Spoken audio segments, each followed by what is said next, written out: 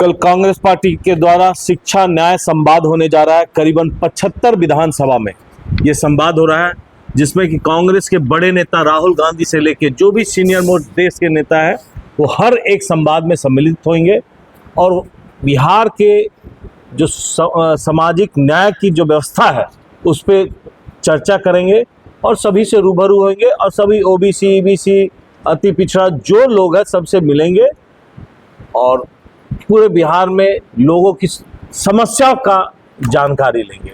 इसके लिए हमारे यहाँ जिग्नेश भिवानी जी, गुजरात के वर्किंग प्रेसिडेंट, माननीय विधायक, हमारे कांग्रेस से सीनियर लीडर यहाँ रीगा में इमली बाजार में करीबन 5 बजे आ रहे हैं।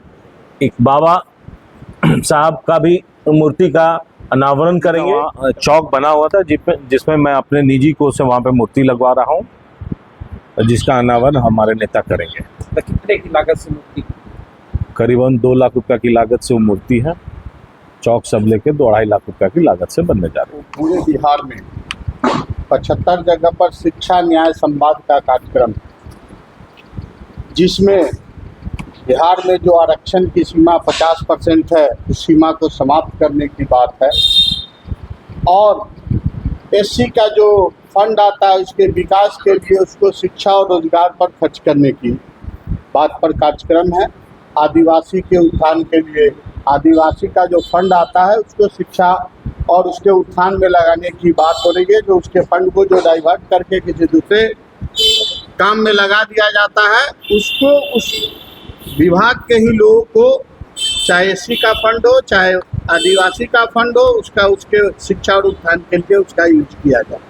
इसका मुख्य फोकस हमारे कांग्रेस के सारे वरिष्ठ लीडर जो एआईसीसी लेवल के हैं उनका बिहार में पदार्पण कल हो रहा है और 75 जगह इसका सम्मेलन हो रहा है, जिसका छात्रावास और हॉस्टल का मुख्य केंद्र रखा गया है, जहां की विद्यार्थियों से रूबरू होना है और उसकी समस्या को जानना है और उस पर पार्टी आगे अपनी पहल करेगी।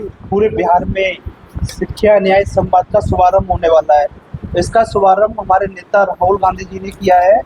सबसे पहले हमारे नेता राहुल जी को धन्यवाद देता हूँ, क्योंकि हिंदुस्तान के इतिहास में पहली बार 75 जगह एक साथ प्रोग्राम, वो भी एक ऐसी मांग, पिछड़ा वर्ग चाहे किसी भी कास्ट का हो, SC, ST, OBC, general caste, उसमें भी जनरल कास्ट में भी एक पिछड़ा वर्ग है, उसके लिए भी 50% कैब को हटाने के लिए पहली बार हिंदुस्तान के इतिहास में पहली बार ऐसा प्रोग्राम हो रहा है। उसके लिए हमारे नेता राहुल जी को बहुत बहुत धन्यवाद, कृष्णा अलवरू सर को बहुत बहुत धन्यवाद, राइस राम सर को बहुत बहुत धन्यवाद देता हूँ। और शिक्षा न्याय संवाद की जरूरत क्यों पड़ी बिहार में?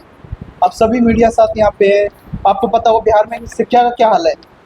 शिक्षा बदहाल है। पूरे हिंदुस्तान के इतिहास में बिहार का एजुकेशन सिस्टम सबसे खराब और हेल्थ सिस्टम तो इतना बदहाल है उसका तो मुकाबला ही नहीं कर सकता। दरभंगा में देखो क्या मेडिकल एम्स बना दिया और उद्घाटन मोदी जी ने कर दिया एम्स का, पेपरों में एम्स नहीं बना था ना। इसलिए राहुल जी ने ये प्लान किया यहाँ पे बिहार को शिक्षा कैसे दें, बिहार को ऐसा राज्य बनाना जैसे राजस्थान में शिक्षा मिलती है, चाहे दिल्ली हो।